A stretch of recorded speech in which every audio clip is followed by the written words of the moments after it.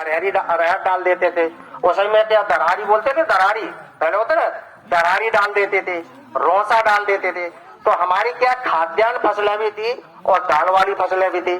तो दाल वाली तेल वाली जो फसलें होती है वो अपनी पूरी पत्तियां जमीन में छोड़ती है, वो एक भी नहीं है, केवल उसकी फली जाती है, उसका डंठल जाता है। तो उससे भी हमको खूब ऑर्गेनिक मैटर, कार्बनिक पदार्थ मिलता था। अब धीरे धीरे क्या हुआ, हम लोग अधिक उत्पादन के लेने के चक्कर में, और डॉक्टर स्वामीनाथन ने जो रिसर्च करी, जो हरित क्रांति ले आए, क्योंकि हमारे देश में जनसंख्या इस समय 135 करोड़ है।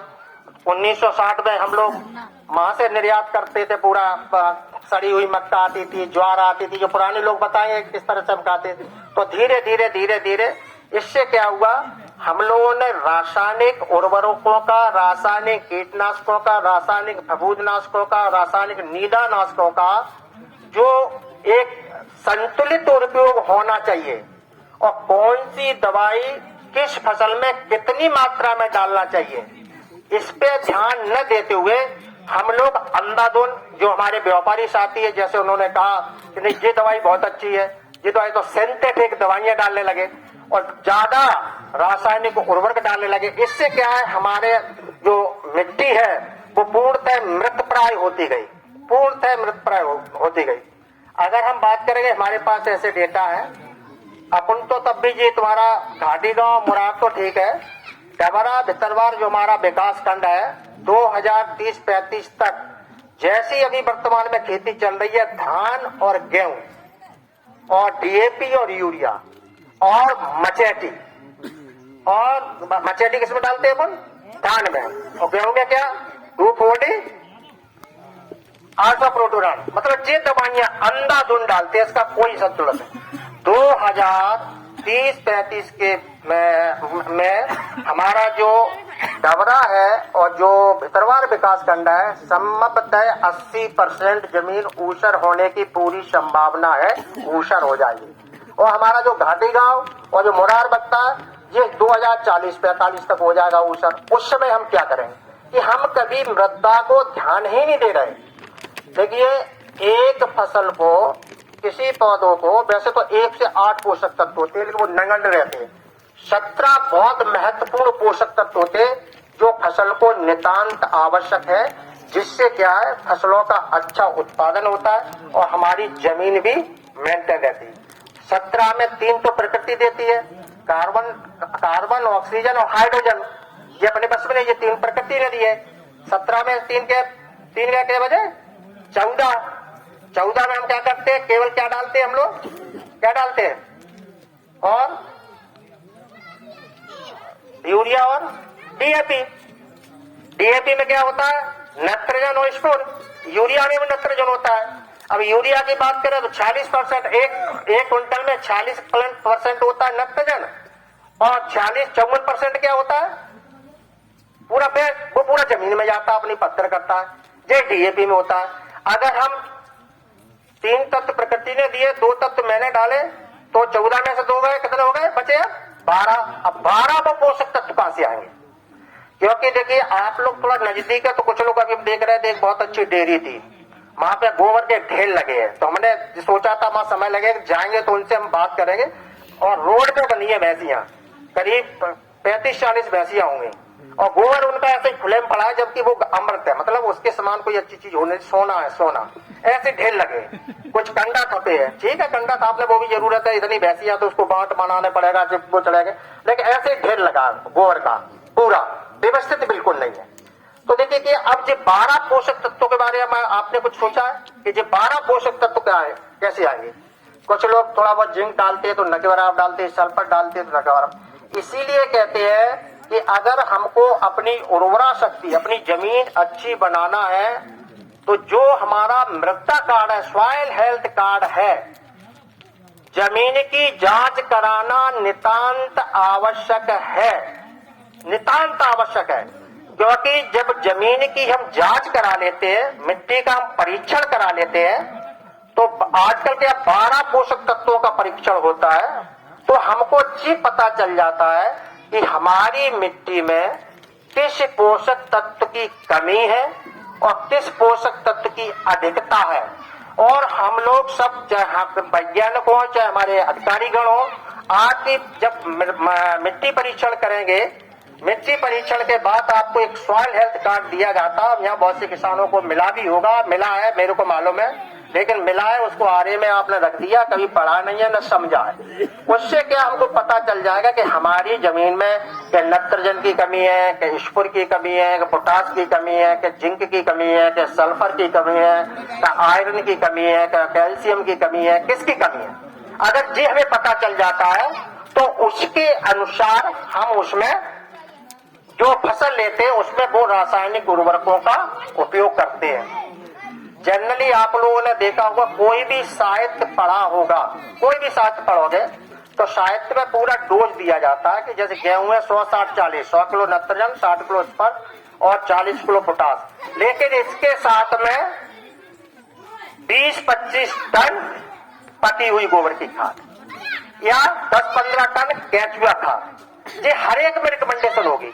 हमने अपना क्या, ये तो जानवर का मैं कार्बनिक पदार्थों को बिल्कुल छोड़ दिया। हमारी जमीन में जो कार्बनिक पदार्थ है बहुत ही ज्यादा कम है। इसके कारण क्या हो रहा है, हमारी जमीन में उर्वरा शक्ति एकदम खत्म होती जाती है। तो जो मृदा कार्ड है, जो हमारा मिट्टी परीक्षण है, ये कराना बहुत ही नितांत आवश्यक है। और ये कब करवाना चाहिए? अभी बिल्कुल नहीं कुछ कहते। सबसे बढ़िया उपयुक्त समय होता है अप्रैल का महीना, जब हमारा खेत खाली हो जाए, हमारी फसलें सब कट जाए। अप्रैल और मई में हमारा मान लो जो खेत है, जहां पे पेड़ खड़ा है उसके नीचे की मिट्टी नहीं लेना, जहां पे ढलान है उसके नीचे की मिट्टी नहीं लेना, बिल्कुल मेड़ के पास की मिट्टी नहीं लेना। जैसे हमारा ये खेत है तो हमको क्या करना चाहिए, एक यहाँ ले लिया, एक यहाँ ले लिया, एक यहाँ ले लिया, एक यहाँ ले लिया और 2 बीच में ले लिए। ऐसे हमको नमूना लेना है। और नमूना लेने का भी तरीका अलग है। अंग्रेजी का जो भी होता है ना, भी अंग्रेजी का अक्षर होता है ना, भी कैसा होता है, ऐसा होता है ना, भी बनाते हैं त्रिकोण का। अंग्रेजी का जो भी है, इस आकार के हमको गड्ढे लेने चाहिए। पहले क्या करना चाहिए, जैसे हमारा खेत है, फावड़ा लेके जो हमारे क्या बोलते हैं उसमें घास फूस को जो बिल्कुल उसको अलग कर देते, बिल्कुल अलग कर देते। मिट्टी परीक्षण के लिए भी लोहे के न तो फावड़ा का उपयोग करते हैं, न घेती का उपयोग करते हैं और न उसका उपयोग करते हैं, क्या बोलते हैं, तस्सल का। उसके भी यंत्र अलग आते हैं। लेकिन अगर लोहा का उपयोग करोगे तो उसमें थोड़ा बहुत ऐसा लगता है कि आयरन चला जाएगा, लेकिन इतना ज्यादा कोई असर नहीं पड़ता। तो भी आकार का गड्ढा पहले हम खोद लेते हैं। खोदने के बाद फिर हम चाहे खुरपी ले, आजकल बहुत अच्छी काट की खुरपी आई है, उसको ऐसे करके जो छीलते हैं नीचे तक, चारों तरफ छीलेंगे, चारों तरफ ऐसे छील लेते हैं और उसके नीचे की 1 फुट मतलब छील के 1 फुट नीचे को उसकी मिट्टी निकाल लेते हैं। लगभग 1 किलो मिट्टी निकाल लेंगे, उसको एक जगह रख लेंगे। ऐसे हमने अगर खेत में 5 और 6 जगह से मैंने लिया तो हमारी 5 और 6 किलो मिट्टी हो जाएगी। अब इतनी मिट्टी की आवश्यकता नहीं है। प्लास्टिक की पन्नी हो या प्लास्टिक का तस्सल हो, उस पन्नी को लेके उसको बिछा देते, अच्छे ढंग से बिछा दिया, उसमें कंकड़ पत्थर है उसको बीन लिया। बीनने के बाद उसके क्या है, जैसे भाई ये मिट्टी बिछती, उसके 4 हिस्से करते हैं, एक ऐसा और एक ऐसा। 4 हिस्से हो गए, एक हिस्सा ये फेंक देंगे और एक हिस्सा ये फेंक देंगे। फिर जो बचेगी 6 किलो मिट्टी ली, अब 3 किलो बची, फिर उसको करेंगे ऐसे अच्छे ढंग से मिला के, फिर उसको करें, फिर उसके 4 हिस्सा करेंगे, ऐसे ऐसे। अभी ये फेंका, अब इसको फेंकेंगे, फिर इसको फेंकेंगे। हमारे पास आधा किलो बस मिट्टी रहना चाहिए। और जब मिट्टी नमूना ले, उस खेत अपना नाम, उस खेत का नाम, भाई अपन लोग खेत के रकबा का नहीं जानते, ये आम वाला खेत है, ये बावा वाला खेत है, ये डाणे वाला खेत है, ऐसे अपने नाम रखते हैं, उसमें लिख ले। और कौन सी फसल हमने ली है, आगे हम कौन सी फसल लेंगे। जैसे मान लो मैंने गेहूं लिया है, रबी में मैंने गेहूं लिया और खरीफ में हमको बाजरा लेना है, तो उस फसल का नाम लिख लें। और आप कृषि विभाग में जाओ, बहुत अच्छी लैब है, बहुत अच्छे वहां पे लोग हैं, वहां पे मिट्टी परीक्षण के लिए दो और आपका 15-20 दिन में वो सॉइल हेल्थ कार्ड बनाकर दे देंगे। उस कार्ड में क्लियर रखा रहेगा कि कौन से पोषक तत्व की कमी है, तो गेहूं में कौन कौन से पोषक तत्व डालना चाहिए और बाजरा में कौन कौन से पोषक तत्व डालना चाहिए, या सब्जी वाली लेते हैं तो सब्जी में कौन कौन से। तो एक क्या है, हमको इतना ज्ञान हो गया, मान लो हमारी जमीन में पोटास ज्यादा है तो हमको पोटास ज्यादा देने की जरूरत ही नहीं है। मान लो हमारी जमीन में स्फुर ज्यादा है तो जरूरत नहीं है। मान लो स्फुर कम है तो हमको डोज बढ़ाना पड़ेगा। तो ये चीजें मिट्टी परीक्षण का बहुत बड़ा महत्व है। भारत सरकार ने इसमें अरबों रुपए खर्च किए हमारे किसानों के लिए और बहुत बड़ा अभियान चलाया है और बहुत अच्छे ढंग से आपकी जो मिट्टी गई है उसका बहुत अच्छे ढंग से परीक्षण किया गया है। आपको सॉइल हेल्थ कार्ड भी दिए गए हैं, लेकिन आप लोगों ने उसका बिल्कुल भी उपयोग नहीं किया है। आपको कार्ड मिल गया है, आपने एक बार ये देखने का प्रयास नहीं किया, आपने किसी से समझने का प्रयास नहीं किया, लेके आरे में आपने रख दिया या अलमारी में डाल दिया। तो ये बहुत गलत बात है। देखिए जो भी भारत सरकार का पैसा हो, मध्य प्रदेश सरकार का पैसा, ये पैसा उनका नहीं, ये हम ही लोगों का पूरा जो पैसा। आज ये तौलिया डाले है, इस पे भी जीएसटी दी है। ये हम लोग ने ये पेपर जे दिए, फोल्डर दिया, इस पे भी जीएसटी दी। जूता पहने, सॉक्स पहने, सब पे यही पैसा जो हमारा टैक्स का जाता है ऊपर जमा होता है और वही पैसा का हमारी जो विकास वाली योजना है उसको नीचे आपके पास ले आते हैं। लेकिन आप लोगों का उद्देश्य क्या रहता है? ये तो सरकारी है, ये तो ऐसा है जो करना करो। तो मेरा जो विनम्र निवेदन है कि आप लोग विशेष इस पे ध्यान देने की आवश्यकता है। अगर आपकी मृदा का स्वास्थ्य खराब हो नहीं गया, खराब हो गया है, होगा नहीं, पूर्णतः स्वास्थ्य खराब हो गया है, क्योंकि या तो आप लोग थोड़ा पास में है तो भैंसे ज्यादा रखे, क्यों रखे कि दूध जल्दी से चला जाता। बहुत से हमारे दूर दराज गांव में जाओ, एक भैंस या एक गाय या दो भैंस, इससे ज्यादा नहीं है। कुछ जगह तो ये हालत है भैंस है ही नहीं है, दूध बुलेते। तो हमारा कार्बनिक पदार्थ कहाँ आएगा? इसलिए क्या, अगर मिट्टी का स्वास्थ्य हमको सुधारना है तो हमको केंचुआ खाद का उत्पादन करना चाहिए, हमको पकी हुई खाद का उपयोग करना चाहिए, हमको नादिम खाद बनाना चाहिए। जो धान गेहूं का एरिया है, जब धान लगाते हैं या जो सरसों बोने के लिए खाली रखते हैं उसमें हरी खाद का उपयोग करना चाहिए।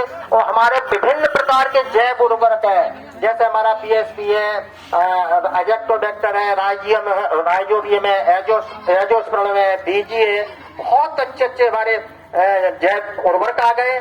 उसमें पाउडर रूप में भी है और साथ साथ में वो तरल रूप में भी है।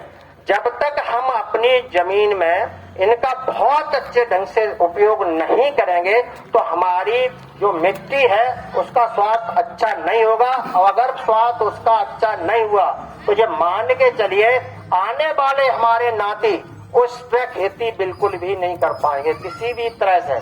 आज आप पंजाब में देखिए, हमारे सरदार भाई माँ की जमीन बेच के आ रहे हैं कि माँ ये हालत हो गई है कि माँ का गेहूं खुद उगाते हैं, कभी नहीं खाते, कभी नहीं गेहूं को खाते, बाहर भेजते। वो कहते हैं कि एमपी का गेहूं मंगाओ, वो खाते पूरा।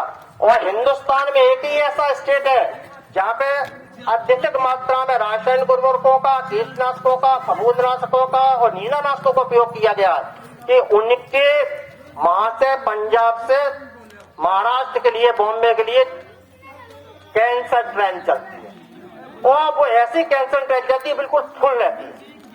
आज अगर हम लोग देखेंगे, कभी आप लोगों ने जो चीज हम खा रहे हैं उसका कहीं परीक्षण नहीं करवाया। क्यों आजकल लोगों को बीपी हो रहा है? गांव में बताओ, क्यों आपको थायराइड हो रही है, क्यों आपको शुगर की बीमारी हो रही है, शक्कर की बीमारी, क्यों छोटे छोटे बच्चों के बाल काले और सफेद हो रहे हैं, क्यों हमारी आंखों में चश्मा लग रहा है, क्यों हम आज दिन बीमार होते हैं, क्यों हमारी जो हमारी बहनें हैं, हमारी बहुएं हैं, उनके पेट में अगर बच्चा है तो क्यों में हीमोग्लोबिन एनीमिया, खून की कमी क्यों होती है? उनमें खून की कमी, बच्चा पैदा होगा तो उसमें कमी। क्योंकि जो भी हम खा रहे हैं, चाहे हम गेहूं खा रहे हो, चाहे हम दालें खा रहे हो, चाहे सब्जियां खा रहे हो, चाहे हम दूध पी रहे हो, चाहे मट्ठा, चाहे दही, चाहे घी, कुछ भी खा रहे हैं, सब में पोषक तत्वों की कमी है, सब में पोषक तत्वों की कमी है। जब शरीर कोई चीज हम खा रहे हैं अगर उसमें पूरे पोषक तत्व नहीं है, अगर पूरा पौष्टिक वो आहार नहीं है तो वो चीज हमारे शरीर में ही कमी आएगी। इस तरह देखिए B12, विटामिन डी, कैल्शियम की कमी, आयरन की कमी, अभी में जितने लोग बैठे हैं अगर सबका चेकअप करवा दे, अच्छे ढंग से हो जाए तो ऐसा कोई भी आदमी स्वस्थ नहीं मिलेगा जिसमें किसी न किसी पोषक तत्व की कमी न हो। केवल इसका कारण यही है कि जो भी हम खा रहे हैं, जो भी हम पी रहे हैं, उनमें सब में पोषक तत्वों की कमी है। जब कोई भी अन्न हो, चाहे सब्जी हो, चाहे दूध, दही, जो भी हम खाते हैं, अगर उसमें प्रचुर मात्रा में जो पोषक तत्व होना चाहिए वो रहेंगे तो हम लोग पूर्णतः स्वस्थ रहेंगे। और ये पोषक तत्व कैसे आएंगे? जब हम अधिक से अधिक मात्रा में कार्बनिक पदार्थों का उपयोग करेंगे। कार्बनिक पदार्थ कौन से होते हैं? पकी हुई गोबर की खाद, केचुआ खाद, नाडिब खाद, हरी खाद, बीजीए, जैव उर्वरक भी कई प्रकार के आ गए। इनका हमको भरपूर मात्रा में मृदा परीक्षण करवाने के बाद इनका अगर हम उपयोग करते तो निश्चित तौर पे हमारी मृदा का स्वास्थ्य अच्छा रहेगा। जब मृदा का स्वास्थ्य अच्छा रहेगा, उसमें जब कार्बनिक पदार्थ अच्छे रहेंगे तो हमारा उत्पादन जो हम लेंगे उसमें भी पूरे पोषक तत्व रहेंगे। मैं आज से 1960 की 70 की बात करते हैं, मेरा तो 60 में जन्म हुआ है, लेकिन 70 की मैं बात करता हूँ, 80 की बात करता हूँ। पहले लेटरिन बाथरूम नहीं थे, हम लोग शौच क्रिया करने जाते थे ना, जब बैठते थे ना कितने केचुआ दिखते थे, खेत में कितने केचुआ रहते थे, वो हमारे मित्र है। केचुआ क्या है? जो हमारे बड़े वाले केचुआ सीधा होल करके नीचे जाते हैं और जहां से जाते हैं वो पदार्थ छोड़ते हैं और एक तरह जुताई करते हो, नीचे तक छेद जाते हो, दूसरी तरफ वहां पे निकलते हैं। तो देखो ना, जब पहला पानी बरसता था, अगर ध्यान दो तो उसमें बुलबुली निकलते थे, क्योंकि वहां पे कार्बनिक पदार्थ था। जहाँ कार्बनिक पदार्थ होगा वहां पे केचुआ होगा, जहाँ पे केचुआ होगा वो जमीन उपजाऊ रहती है और उस जमीन का पानी एक बार जो पहली बरसात होती है, दूसरी बरसात हुई, मेड़ के बाहर कभी नहीं जा सकता।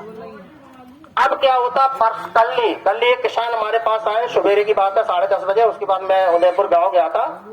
किसान मैंने 3 पानी दे दिए, गेहूं नहीं बढ़ रहा। 3 पानी दे दिए, मालूम कितने दिन में? 40 दिन में 3 पानी।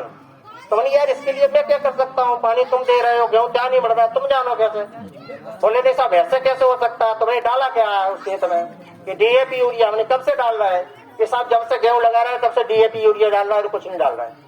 अब क्या उस जमीन में क्या उसका जो स्टेट है वो हार्ड हो गया, उसमें क्या क्ले पार्टिकल्स आ गए, जमीन मृत पाए और पत्थर हो गई, पानी नीचे जाता ही नहीं है, पानी नीचे जाता ही नहीं है। और अभी टेम्परेचर क्या है, 1-2 तारीख से थोड़ा ठंड पड़ी है, ठंड तो ही नहीं है।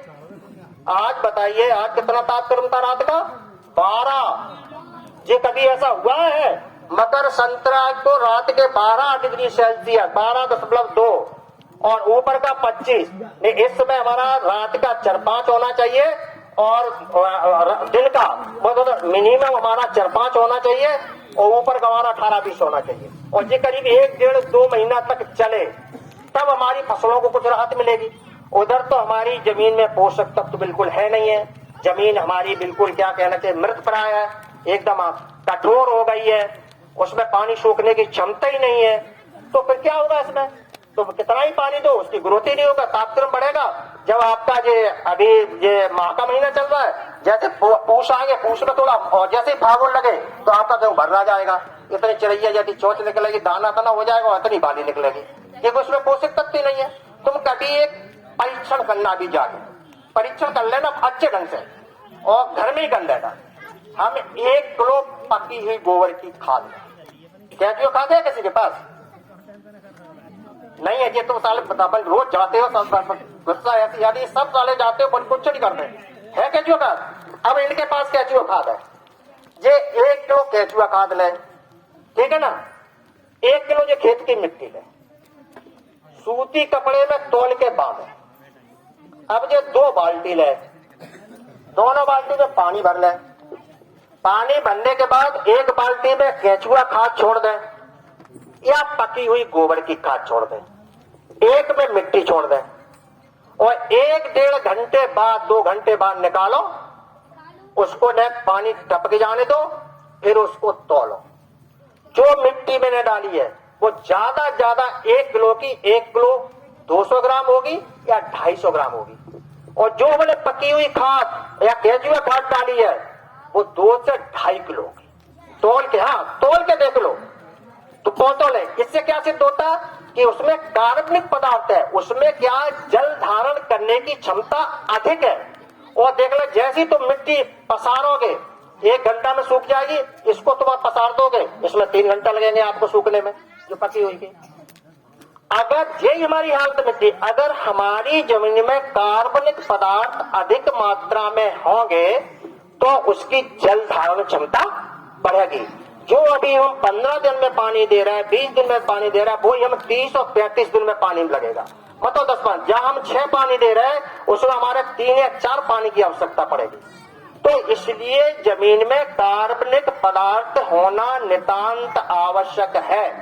ऐसा नहीं है आप लोगों को ज्ञान है, हम तो वैज्ञानिक पढ़े लिखे हैं, लेकिन किस्मत से हम किसान भी हैं, खेती बाड़ी भी होती थी, जन्म से हमने भी हर वहां का गोबर डारो, जरका का भैंसिया धोई, सब काम करो, चरी ले आए। अब तो कोई हरियाई ले भी नहीं जाता, बरसिम काटने ना कोई चरी काटने, अब तो बथुआ हो जाता है। कहते हैं सब दवाई बता दो, अरे झोरी मार के बथुआ उखाड़ लो, भैंसिया भला हो यार, हिलने चरी उखाड़ लो, भैंसिया भला सबसे ज्यादा दूध देती है। अब वो चीज है नहीं है, अब सब दवाई बता दो, ये कामों को करना नहीं है। उससे हमारा क्या हो रहा है, बहुत बड़ा नुकसान हो रहा है। मैं बता रहा हूँ, अगर हमने इंसान का जन्म लिया है, नहीं हम भी कुत्ते होते, कौवा होते, सुगर होते, तो क्या करते? जब ईश्वर ने वो मनुष्य का जन्म दिया तो हमारी कुछ ड्यूटी बनती है, हर एक की ड्यूटी बनती है। हम कोई ऐसा कार्य करें जो पूरे समाज का उत्थान हो सके। जैसे हमारे साधु संत बैठे, ये क्यों, ये क्या भाई, ये क्या पूरे साधु संत समाज के लिए काम करते हैं। किसान भी बहुत बड़ा संत है। किसान 135 करोड़ लोग हिंदुस्तान का पेट भरता है। हम लोग ऐसा नहीं है, हम लोग इस समय अपना गेहूं, धान, बहुत सी चीजें बाहर निर्यात करते हैं, वहां भी हम करोड़ों लोगों का पेट भर रहे हैं। कितना बड़ा काम है। लेकिन अपने लिए क्या कर रहे हैं, खाई खोद रहे हैं, या तो गिर के जल्दी मर जाए। क्योंकि जो हमारी जमीन है उसके बारे में हम कभी सोचते नहीं है, जो हमारा पानी है उसके बारे में हम कभी सोचते नहीं है, जो हमारा पर्यावरण है उसके बारे में हम सोचते नहीं है, जो हमारा शरीर है, हेल्थ कैसे हमारी जा रही उसके बारे में हम सोचते नहीं है, हमारे समाज का कैसे विकास हो उसके बारे में सोचते नहीं है। अभी बड़ा दुख होता है कि वो पुराने सरपंच, वो नए सरपंच, अरे ये तो सरपंच जो बन गया वो पूरे गाँव का सरपंच, जो हार गया वो पूरे गांव का नागरिक, और उसमें ही आप लोग विद्रोह करते। कभी कभी तो माननीय जनप्रतिनिधि को मैं चरण वंदना करता हूँ, लेकिन हम बहुत प्रयास करता हूँ इन लोगों से दूर रहने का, कि पता नहीं कब नाराज हो जाए, पता नहीं कब नाराज हो जाओ, कब शिकायत करने लगे अच्छी बात की। तो क्या होता है कि आपसी अब जैसे भाईजान बैठे, इनका अगर विपक्ष का कोई होगा, वो मेरा मित्र हो, उससे हम बैठा ले बगल में, अरे जो हारा हुआ बैठा लिया, हमको बुला नहीं रहे, तो साला एक विवाद और हो गया। तो ऐसी चीजें सामान्य विकृति में नहीं। जिसको चुना, जो हमारा जनप्रतिनिधि हो गया, चाहे पंच है, चाहे सरपंच है, चाहे जनपद सदस्य है, चाहे जिला पंचायत सदस्य है, चाहे जिला पंचायत अध्यक्ष है, चाहे जनपद अध्यक्ष है, चाहे हमारे विधायक हो, चाहे एमएलए हो, चाहे मंत्री हो, जो चुन गया वो ठीक है, उनको सबको मानना चाहिए। जो हार गया उसको अपनी हार स्वीकार करना चाहिए। तब समाज का उत्थान होता, मिलकर काम करना चाहिए, तब होता। तो मेरा यही निवेदन है आप लोगों से, खेती बाड़ी का विशेष ध्यान रखें। तो जब तक हमारी मृदा पूर्णतः स्वस्थ नहीं होगी, हम कभी भी बहुत अच्छे ढंग से उत्पादन नहीं ले सकते। हमारे ग्वालियर जिले की बहुत बड़ी विडंबना है, हम तो शायद 2040 तक तो जिंदा रह सकते हैं, न रहे, लेकिन ऐसी स्थिति हमारी खेती की आ जाएगी, हमारे यहाँ से पलायन चालू हो जाएगा। 80% हमारे ग्वालियर जिले की जिस तरह से वे खेती चल रही है, 80% हमारी जमीन ऊसर हो जाएगी। पीने को पानी नहीं मिलेगा, आपको पीने को पानी नहीं मिलेगा 2040 तक। अगर सूखा अभी भी 1 साल पड़ जाए, लगातार के 2 साल सूखा पड़ जाए, पानी नहीं बरसे, तो पूरा ग्वालियर जिला खाली हो जाएगा। तब ग्वालियर शहर तो बचेगा ही। तिगरा से पानी आता, तिगरा में जब भरेगा नहीं तो पानी कहाँ से आएगा। लश्कर में देखो, ग्वालियर में देखो, 1000 फुट में पानी नहीं है। आपके गाँव में देखो तुम 500, 1000, 200, 300 तो पानी नहीं है। ये पानी गया कहाँ, ये पानी कहाँ गया।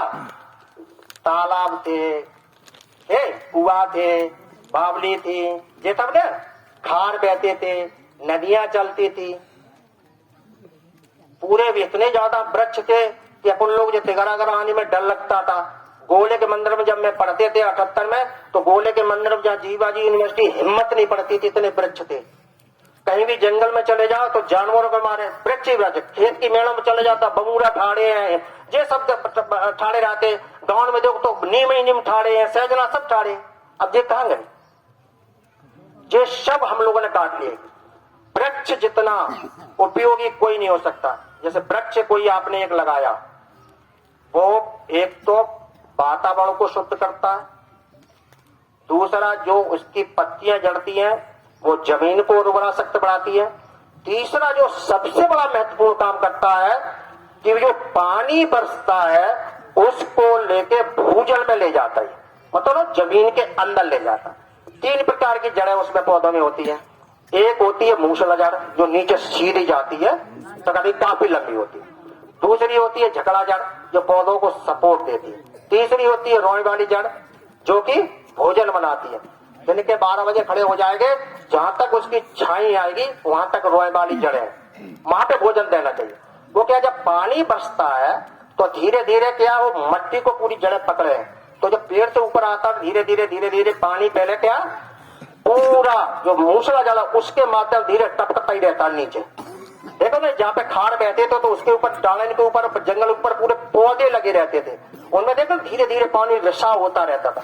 ऐसे एक पौधा पूरा नीचे, और जो झकड़ा जड़ होती है वो भी मिट्टी को रोकती, पानी वो भी धीरे धीरे चारों तरफ जड़ करती, तो इधर तो पूरी नमी रहती थी पूरी, और नीचे वाली जो जड़ है वो पूरा पानी नीचे देती थी।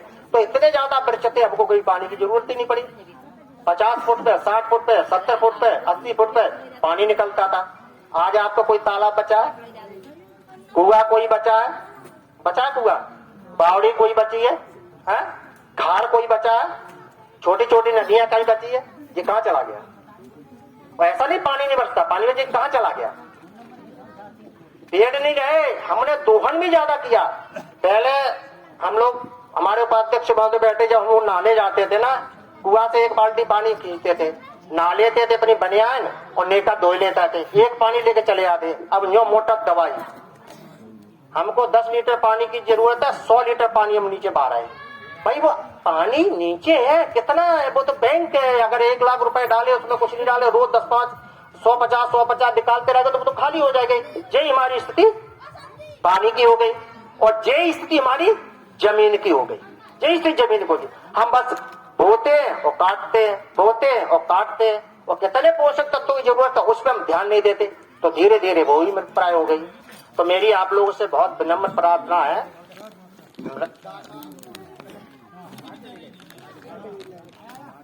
एक तो अपनी जमीन का, मिट्टी का, दूसरा जो पर्यावरण, जल, इनका संरक्षण करना नितांत आवश्यक है।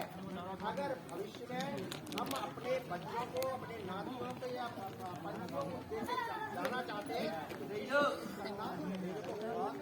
तो अब आप लोगों के दिमाग में कोई भी प्रश्न हो, एग्रीकल्चर से संबंधित किसी प्रकार का क्वेश्चन हो तो आप हमसे मिलेंगे, नहीं हमारे साथी लोग बैठे नहीं होगा तब बताएंगे, वो आप सवाल जवाब कर लो, जो किसी प्रकार की उससे बात करें।